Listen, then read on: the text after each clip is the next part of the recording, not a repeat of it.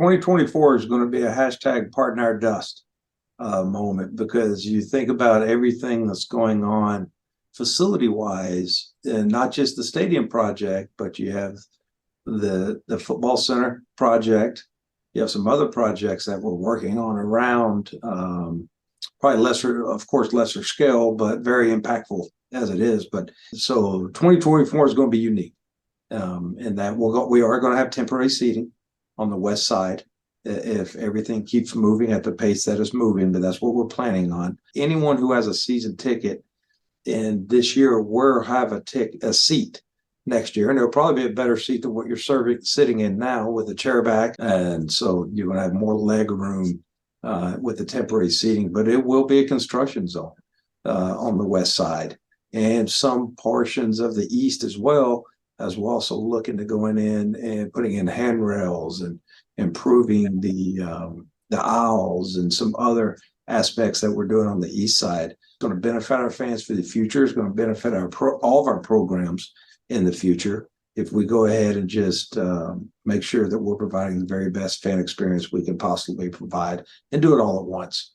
I don't think fans understand this, that there will be bleacher seats after you get done selling the chairback seats. Yes. Which will be more leg room. Correct. And access to new concessions, concourses, and bathrooms. So that's just the next phase as we keep moving through the various products and offerings that we're offering our constituents. Is you will get that opportunity just as we move down through the various opportunities. So you can make an educated guess each step of the way. You're going to be able to make an educated decision on what you want your experience to be. But regardless, anything on that west side is going to have new bathrooms, new concourses, new concessions, all the amenities. Yeah, what we're doing is we're going through the impacted. So if you're, especially on the west side, I'm talking. So if you're impacted by the construction, you're going through right now and being able to make that decision. And that was the part of, hey, we're going to give you first opportunity to stay in a similar location or sight line that you're currently in. Now it's going to be a different product than what you currently have, but you're going to have the opportunity to opt into that experience first before we just go to people who are not sitting in that section. Our fans, and some people have said, look, I get what you're doing. I understand it now that I've gone through the presentation. That's not for me. Hey, come back to me when the next product rolls out.